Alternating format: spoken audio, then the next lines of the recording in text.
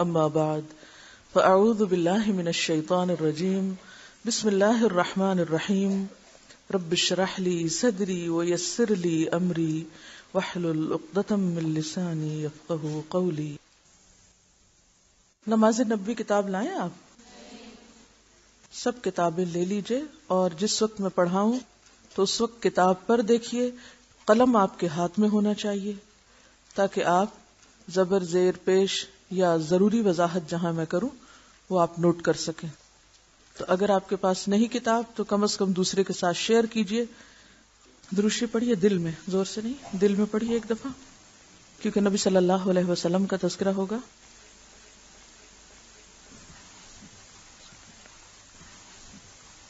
Page 33 سے ہم شروع کریں گے.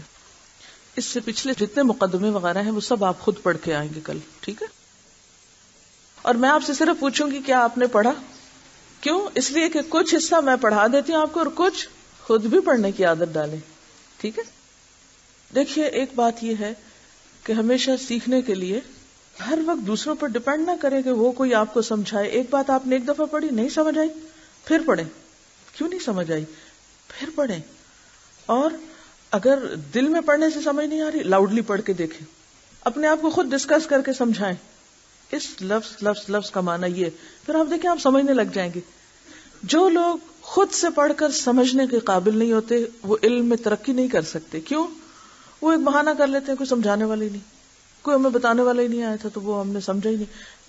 اب اللہ نے آپ کو پڑھنے لکھنے کی صلاحیت دے دی ہے، اب اس کو استعمال کر کے اپنی صلاحیت میں خود اضافہ کریں، ٹھیک ہے؟ یعنی ایک وقت ہوتا ہے نا جیسے بچے کو آپ انگلی پکڑ کے چلاتے ہیں، سہارا دیتے ہیں، اور ایک وقت آتا ہے کہ پھر وہ خود چلنا سیکھتے ہیں. لیکن آپ کو معلوم ہے کہ وہ مرحلہ جب بچہ سہارے کے بعد خود اپنے پاؤں پہ چلتا ہے وہ کتنی دفعہ گرتا ہے کوئی بچہ جو گرے بغیر، چوٹ کھائے بغیر چلنا سیکھا ہو؟ نہیں. وہ تکلیف دہ مرحلہ ہے نا. کبھی میں بچوں کی ان ایکشنز پہ غور کرتی ہوں تو میں کہتی ہوں اللہ تعالیٰ آپ کی قدرت ہے نا کہ آپ اسی طرح چلنا سکھا رہے ہیں. گرو اور اٹھو اور چلو، گرو اور چلو، چوٹ کھاؤ اور اٹھو، رو دھو اور پھر اٹھو. آپ چاہتے تو اس کے بغیر بھی ہو سکتا تھا، لیکن آپ بچپن سے ہی ایک ٹریننگ دے رہے ہیں کہ ساری زندگی اسی طرح ہر کام میں گر گر کے ہی اٹھنا ہے اور گر گر کے ہی پھر چلنا ہے اور چوٹ کھا کھا کے ہی آگے بڑھنا ہے. یہ طریقہ زندگی ہے، اس سے ہم فرار نہیں حاصل کر سکتے، اسے ایکسپٹ کرنا چاہیے. جیسے امام شافعی رحمۃ اللہ علیہ نے ایک مسئلے کی تحقیق میں 300 بار قرآن پاک پڑھا اور نہیں سمجھ آئی تو 301 بار جب پڑھا تو بات سمجھ میں آ گئی. آج ہم میں سے کتنے مسلمان ایسے ہیں علم والے، صاحب علم، تحقیق کرنے والے، کہ جو ایک ہی چیز کو اتنی دفعہ پڑھیں. ایک تو ایک اپنی زندگی سے نہیں نکال دیں کہ میں نہیں یہ کر سکتی، نکال دیں نہیں کو. آپ ہمیشہ کہا کہ انشاءاللہ اللہ کی مدد سے میں کر لوں گی. اگر آپ بھی امام شافعی کے طریقے پر عمل کریں اور 300 دفعہ ایک چیز پڑھیں تو آپ دیکھیں کہ کیسے سمجھ نہیں آتی. ٹھیک ہے؟ آپ خود اپنے پاؤں پہ کھڑے ہونا بھی سیکھیں، اور اس کے لیے اگر 2 صفحے بھی آپ پڑھتے چلے جائیں گے تو انشاءاللہ آپ کو سمجھ آئے گی. اگر اس پڑھائی میں کوئی بات آپ کو سمجھ نہ آئے تو جانے سے پہلے کوسچن یہاں کوسچن باسکٹ میں ڈال کے چلے جائیں. ٹھیک ہے؟ تو سمجھے کہ آج کا لیسن یہی تھا کہ خود پڑھنے کا طریقہ، خود سیکھنے کا طریقہ، کیونکہ ہر وقت استاد نہیں ملتے. اور ہمارے ہاں تو ویسے بھی کیا ہے، قحط الرجال. قحط الرجال ہے تو قحط النساء کتنا ہوگا؟ جی، قحط الرجال کا جو لفظ ہے اس کا مطلب یہ ہے کہ علماء کا کال ہے، بہت کم ہو گئے ہیں علماء. یعنی ایک وقت ایسا تھا کہ جب علماء ہر طرف ہوتے تھے، ہر شخص کے لیے ایکسیسیبل ہوتے تھے. اب آپ خود سوچئے کہ اگر پرسنٹیج آپ نکالیں آبادی کی، کروڑوں کی، اور اس میں سے جو صحیح علم والے علماء ہیں تو ریشو کیا بنتا ہے؟ ایک شخص کتنوں کے لیے؟ وہ بعض اوقات اسٹیٹسٹکس لاتے ہیں نا کہ ہمارے ملک میں اتنے ہزار ڈینٹسٹ ہیں اور اتنی آبادی ہے، اس کا مطلب ہے کہ 5000 لوگوں کے لیے ایک ڈینٹسٹ ہے مثلا. تو اسی طرح آپ سوچئے کہ کتنے ہزار لوگوں کے لیے کتنے علماء ہیں، حالانکہ یہ علم ہر ایک کی ضرورت ہے، فرائض میں سے ہے. تو اس بات کو ظاہر کرنے کے لیے کہا جاتا ہے کہ قحط الرجال ہے. قحط الرجال تو ہے ہی ہے، پھر نہ جاننے کا ریشو عورتوں میں اور زیادہ ہے. تو اس لیے خود سیکھنا شروع کریں اور اس پر جو آپ کے ذہن میں اشکال آئے اس کو اچھے سوال کی شکل میں لکھ کر پوچھنا شروع کریں تاکہ آپ آگے بڑھ سکیں. ورنہ بہت سارے لوگ یہی سوال کرتے رہتے ہیں، اچھا اگر ہم دین میں زیادہ آگے جانا چاہیں تو پھر کہاں جائیں؟ اور کتنا پڑھیں، کیا پڑھیں، آپ جتنا بھی پڑھیں، جہاں سے بھی پڑھیں، لیکن جب تک آپ خود پڑھنے کی عادت نہیں ڈالیں گے آپ آگے نہیں بڑھ سکیں گے. آپ کو خود بھی پڑھنا پڑے گا، اور طریقہ یہی ہوتا ہے، خود پڑھیں، جہاں مشکل آئے پوچھ لیں. ٹھیک ہے، کیونکہ سارے کا سارا ایسا نہیں ہوتا کہ جو اب آپ کو دوسرے سے ہی پڑھنے کی ضرورت ہے. بہرحال پیج 33 سے ہم شروع کریں گے. بسم اللہ الرحمن الرحیم. نماز، فرضیت، فضیلت اور اہمیت. نماز کب سے پڑھنی چاہیے؟ نماز کب فرض ہوتی ہے؟ اس کا اندازہ رسول اللہ صلی اللہ علیہ وسلم کی اس حدیث سے ہوتا ہے: مروا اولادکم بالصلاۃ وهم ابناء 7 سنین واضربوهم علیہا وهم ابناء 10 سنین وفرقوا بینہم فی المضاجع. اپنے بچوں کو نماز پڑھنے کا حکم دو جب وہ 7 سال کے ہو جائیں، اور جب وہ 10 برس کے ہوں تو انہیں نماز چھوڑنے پر مارو اور ان کے بستر الگ کر دو. یعنی پھر بچے ایک بستر میں نہ سوئیں بلکہ الگ الگ سوئیں، کیونکہ اس وقت بلوغت کے آثار شروع ہو جاتے ہیں. تو گویا نماز کی عادت ڈالنے کے لیے 7 سال کی عمر، 3 سال کا عرصہ تربیت کا عرصہ، عادت پختہ کرنے کا عرصہ، اور پھر 10 سال کی عمر نماز کی پابندی کی عمر. دوسرے لفظوں میں فرضیت کی عمر، کیونکہ جو نہ پڑھے 10 سال کی عمر میں اسے مار کر بھی پڑھاؤ، یعنی سختی بھی کر سکتے ہو. اس حدیث میں رسول اللہ صلی اللہ علیہ وسلم بچوں کے والدین کو ارشاد فرما رہے ہیں کہ وہ اپنی اولاد کو 7 برس کی عمر ہی میں نماز کی تعلیم دے کر نماز کا عادی بنانے کی کوشش کریں، اور اگر 10 برس کے ہو کر نماز نہ پڑھیں تو والدین تادیبی کارروائی کریں، انہیں سزا دے کر نماز کا پابند بنائیں. اور 10 برس کی عمر کا زمانہ چونکہ بلوغت کے قریب ہے اس لیے انہیں اکٹھا نہ سونے دیں، کیونکہ اس میں انسان کے جو جنسی جذبات ہیں وہ ابھرنے لگتے ہیں، پیوبرٹی کا زمانہ ہے. تو گویا دوسرے لفظوں میں نماز فرض ہوتی ہے بلوغت کے ساتھ، یعنی بالغ ہونے پر. لڑکیوں میں تو واضح علامت ہے، یعنی جب پیریڈ شروع ہو جائیں، اور لڑکوں کے لیے 10 سال کی عمر جب ان میں بلوغت کے آثار شروع ہو جائیں. عموماً آواز بدلنے لگتی ہے اور کچھ اور علامات بھی. ہاں اس میں تھوڑی کمی یا زیادتی ہو سکتی، یعنی 10 سے 9 سال بھی ہو سکتے ہیں، 10 سے 11 سال بھی ہو سکتے ہیں. مختلف علاقوں کے موسم اور مزاج کے اعتبار سے فرق ہو سکتا ہے. ترک نماز کفر کا اعلان ہے. حضرت جابر رضی اللہ تعالی عنہ روایت کرتے ہیں کہ رسول اللہ صلی اللہ علیہ وسلم نے فرمایا: ایمان اور کفر کے درمیان فرق نماز کا چھوڑ دینا ہے. اس کا مطلب یہ ہے کہ اسلام اور کفر کے درمیان نماز دیوار کی طرح حائل ہے. دوسرے لفظوں میں نماز کا ترک مسلمان کو کفر تک پہنچانے والا عمل ہے. حضرت بریدہ روایت کرتے ہیں کہ رسول اللہ صلی اللہ علیہ وسلم نے فرمایا: ہمارے اور منافقوں کے درمیان عہد نماز ہے، جس نے نماز چھوڑ دی بس اس نے کفر کیا. گویا اسلام اور نفاق دونوں کے بیچ میں جو فرق کرنے والی چیز ہے وہ نماز ہے.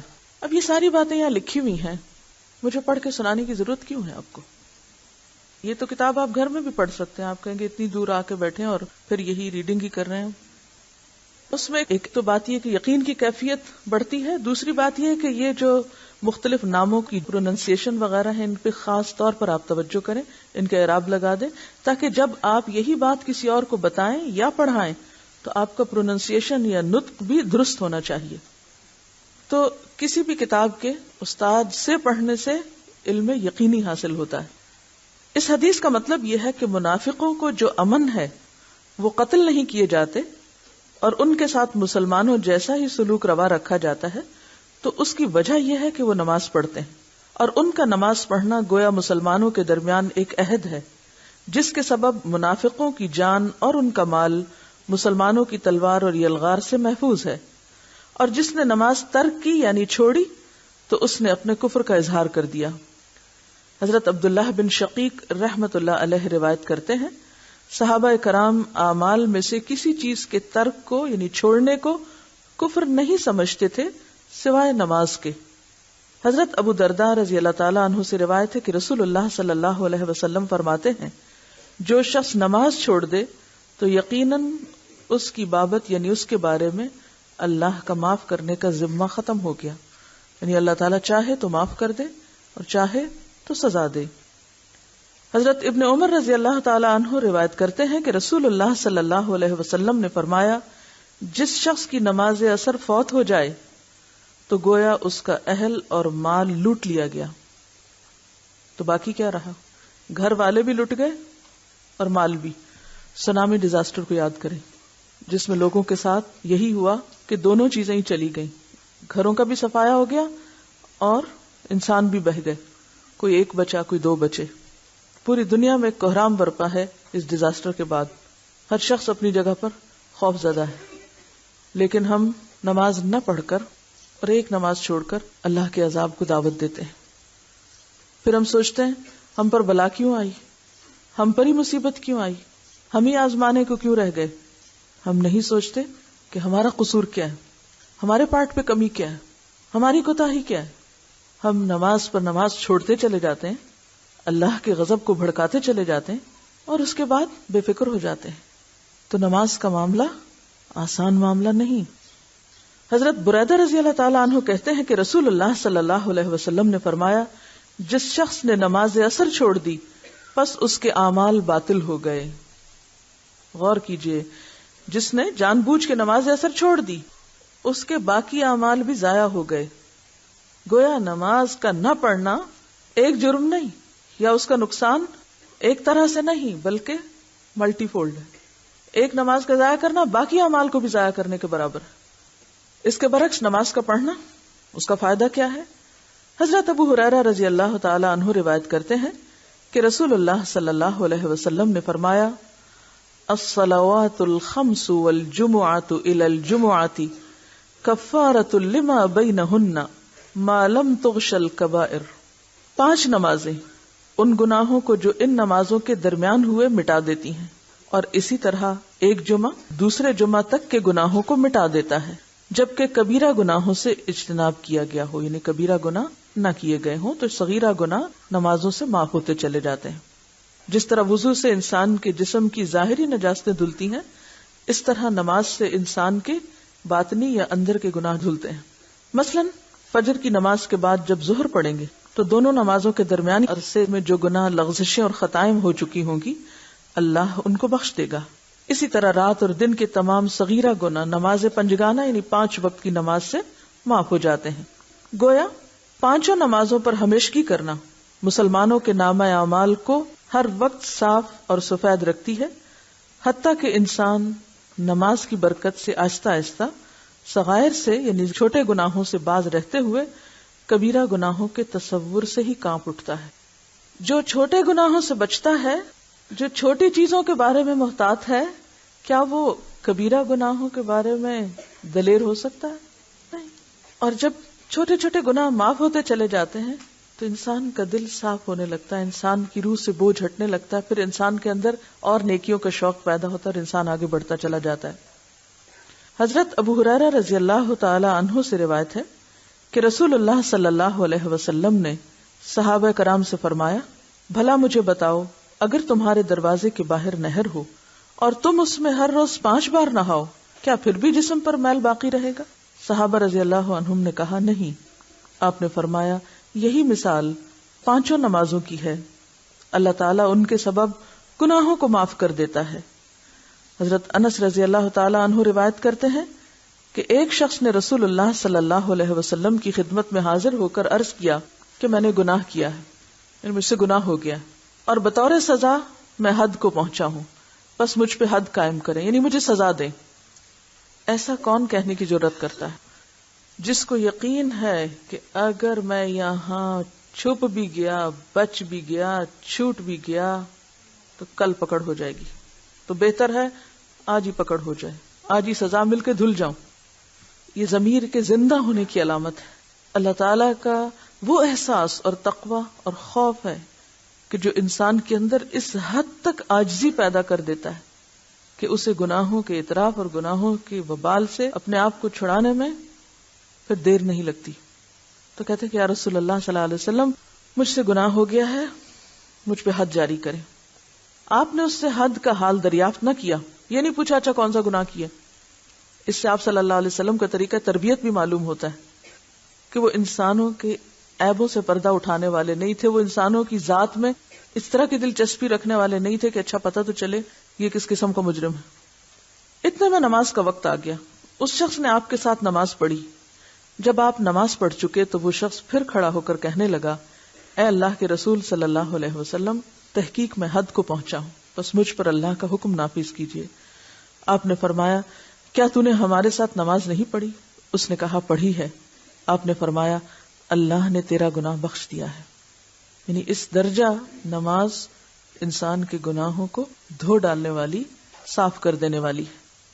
اللہ کی رحمت اور بخشش کتنی وسیع ہے کہ نماز پڑھنے کے سبب اللہ نے اس کا گناہ، جسے وہ اپنے سمجھ کے مطابق حد کو پہنچنا کہہ رہا تھا، معاف کر دیا۔ اب یہ اس شخص کی سمجھ تھی کہ وہ اسے حد کے قابل سمجھ رہا تھا، معلوم نہیں وہ حد کے قابل تھا بھی یا نہیں، کیونکہ آپ صلی اللہ علیہ وسلم نے ڈیٹیلز نہیں معلوم کی۔ حضرت ابو ذر رضی اللہ تعالی عنہ سے روایت ہے کہ رسول اللہ صلی اللہ علیہ وسلم جاڑے کے موسم میں، یعنی سردیوں کے موسم میں، خزاں کے موسم میں باہر نکلے۔ پت جھڑ کا موسم تھا۔ آپ نے ایک درخت کی 2 شاخیں پکڑ کر انہیں ہلایا تو پتے جھڑنے لگے۔ فال کے سیزن میں اگر آپ کو کبھی اتفاق ہوا ہو فال دیکھنے کا، تو اس طرح ہوا کے جھونکے سے بھی پتے ایک کے بعد ایک بارش کے قطروں کی طرح ٹپک ٹپک کے نیچے گر رہے ہوتے ہیں بغیر کسی تکلیف کے۔ آپ نے فرمایا، اے ابو ذر، میں نے کہا، اے اللہ کے رسول، حاضر ہوں۔ آپ نے فرمایا، مسلمان جب نماز پڑھتا ہے اور اس کے ساتھ اللہ کی رضا چاہتا ہے تو اس کے گناہ اس طرح گرتے ہیں جس طرح اس درخت کے پتے جھڑتے ہیں، جس طرح اس درخت کے پتے جھڑے ہیں۔ یعنی امیجن کیجئے کہ نماز کے بعد انسان گناہوں کو اپنے اوپر سے اس طرح اتار رہا ہوتا ہے بسہولت، جیسے وہ پتے ایک کے بعد ایک گرتے چلے جاتے ہیں۔ یہ اتنی خوبصورت مثال ہے۔ وہ پتے کس قسم کے پتے ہوتے ہیں؟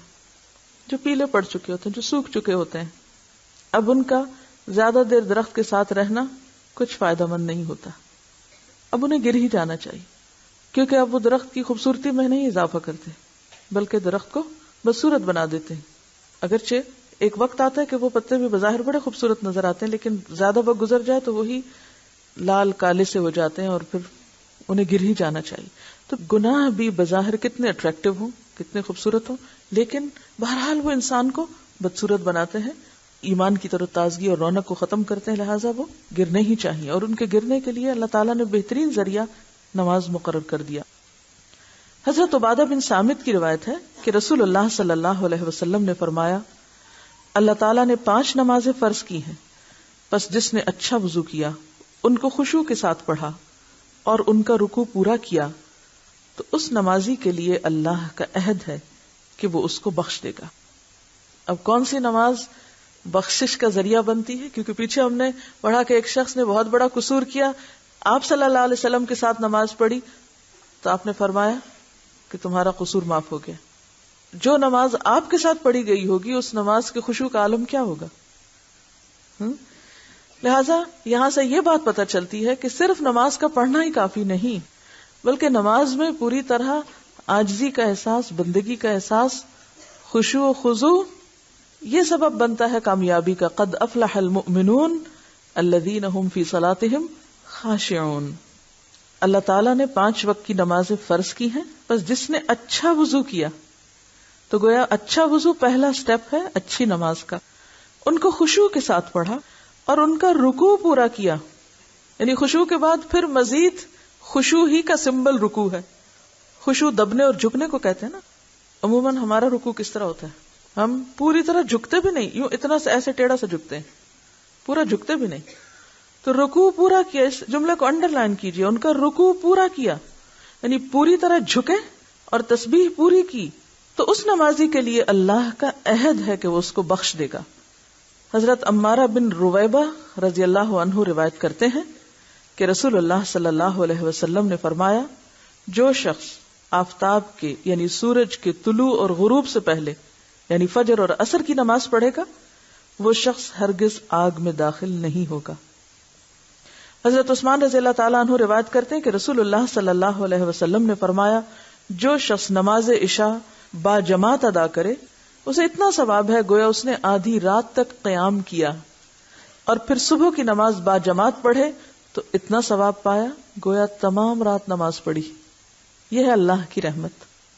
حضرت جندب قصری روایت کرتے ہیں کہ رسول اللہ صلی اللہ علیہ وسلم نے فرمایا جس شخص نے صبح کی نماز پڑھی پس وہ اللہ کے ذمے میں ہے, اللہ کی امان میں ہے, اور جس نے وہ نماز نہ پڑھی وہ اللہ کی امان اور حفاظت سے نکل گیا. وہ مصیبتوں کو دعوت دے رہا ہے, دنیا میں بھی اور آخرت میں بھی.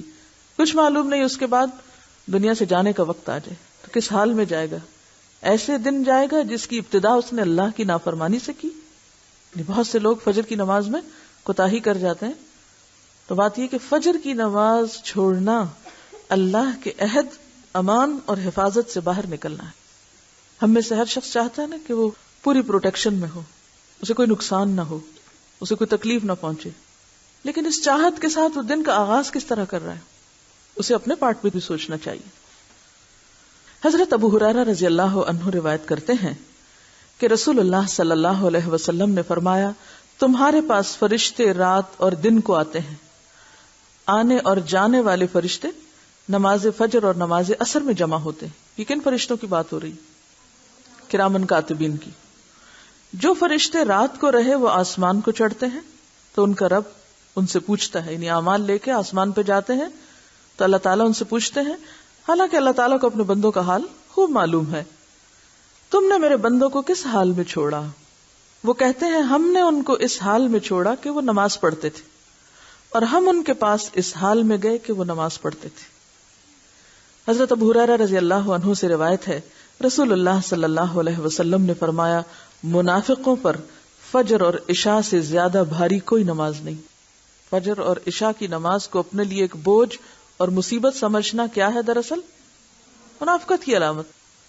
اگر انہیں ان نمازوں کا ثواب معلوم ہو جائے تو وہ ان میں ضرور پہنچیں, اگرچہ انہیں سرین پر چلنا پڑے, یعنی گھسٹ گھسٹ کے پیٹھ کے بل. سرین پر چلنے کا مطلب یہ ہے کہ اگر پاؤں سے چلنے کی طاقت نہ ہو, یعنی کوئی پاؤں سے چل نہ سکے, اس کے پاؤں نہیں ہے یا کھڑا نہیں ہو سکتا, تو ان نمازوں کے ثواب اور اجر کی کشش انہیں چوتڑوں کے بل یعنی گھسٹ گھسٹ کے مسجد پہنچنے پر مجبور کر دے, یعنی ہر حال میں پہنچے. نبی کریم صلی اللہ علیہ وسلم کو نماز عصر اس قدر پیاری تھی کہ جب جنگ خندق کے دن کفار کے حملے اور تیر اندازی کے سبب یہ نماز فوت ہو گئی تو آپ کو شدید رنج پہنچا. اس پر نبی صلی اللہ علیہ وسلم کی زبان مبارک سے یہ الفاظ نکلے, ہمیں کافروں نے درمیانی نماز یعنی صلاۃ الوسطی نماز عصر سے باز رکھا, اللہ ان کے گھروں اور قبروں کو آگ سے بھر دے.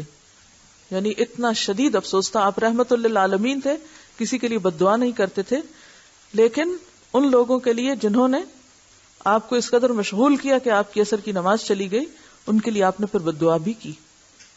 نمازی اور شہید. حضرت ابو ہریرہ رضی اللہ عنہ روایت کرتے ہیں کہ ایک قبیلے کے 2 شخص ایک ساتھ مسلمان ہوئے. یہ بڑی انٹرسٹنگ حدیث ہے. ایک قبیلے کے 2 شخص ایک ہی دن مسلمان ہوئے.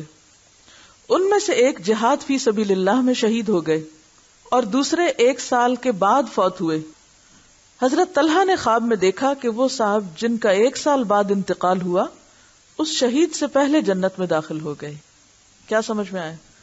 اکٹھے ایک دن مسلمان ہوئے, ایک شخص شہید ہو گئے, دوسرے 1 سال بعد فوت ہوئے, شہید نہیں ہوئے, اور وہ شہید سے پہلے جنت میں داخل ہوئے.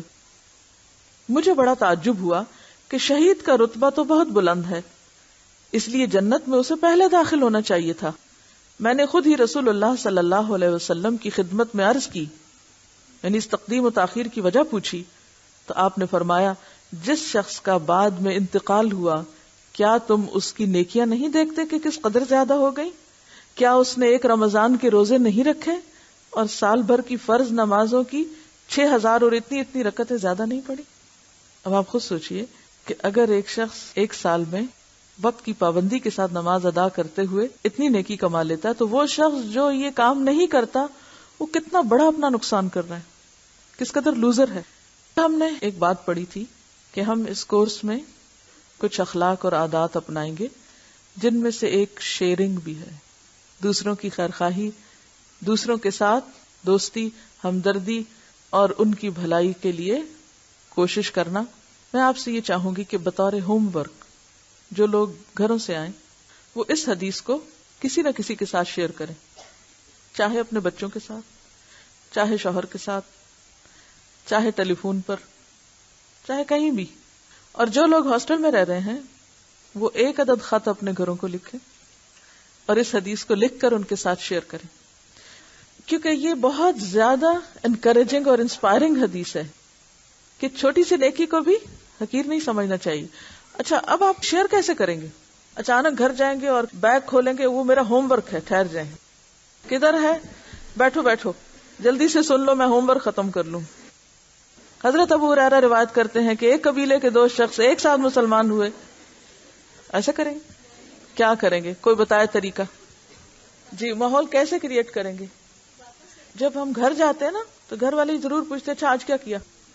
پتہ نہیں آپ لوگ آپس میں شیئر کرتے ہیں کہ نہیں باتیں. اکثر گھروں میں یہ ہوتا ہے کہ جب گھر والے اکٹھے ہوتے ہیں تو ایک دوسرے سے پوچھتے ہیں اچھا آج کیا کیا، آج کیا ہوا. اچھا کوئی نہ بھی پوچھے تو ہم کہتے ہیں پتا آج کیا ہوا. جسٹ ٹیک اٹ نیچرل، بالکل نیچرل وے میں. اور پھر آپ دیکھیں کہ اس سے پہلے اس حدیث کو 3 دفعہ 4 دفعہ 5 دفعہ رستے میں ہی پڑھ کے اپنے دل میں بٹھا لیں. ریڈ آؤٹ نہیں کرنی، اپنے آپ کو پہلے سنائیں. کیا پوری یاد ہو گئی؟ کیونکہ غلط بھی نہیں کوٹ کرنی. اچھا جو لکھنے والے ہیں وہ تو خیر دیکھ کے لکھ لیں کیونکہ لکھے ہوئے میں کوئی لفظ آگے پیچھے نہیں ہونا چاہیے. بولنے میں مفہوم بھی آپ ادا کر سکتے ہیں. اور اگر آپ سمجھیں کہ ماحول ایسا بن گیا ہے کہ آپ دیکھ کے پڑھ کے آہستہ آہستہ سنا سکتے ہیں تو پڑھ کے سنا دیں. لیکن انشاءاللہ اس کا فائدہ ہوگا، کیونکہ میں نے جب پہلی دفعہ یہ حدیث پڑھی تھی تو اس وقت میں نے ای میل پہ کسی کو لکھ کے بھجوائی تھی اور ان کی طرف سے بہت ہی اچھا رسپانس آیا تھا کہ میں نے تو یہ حدیث کبھی سنی ہی نہیں اور واقعی ایسا ہے. کیونکہ ہم سب اپنی آخری منزل کیا سمجھتے ہیں؟ شہادت. وہ شہید ہو گئے سب ٹھیک ہو جائے گا. لیکن یہ نہیں سوچتے کہ شہید ہونے کے باوجود بھی جنت میں پہلے اور بعد ہو سکتا ہے.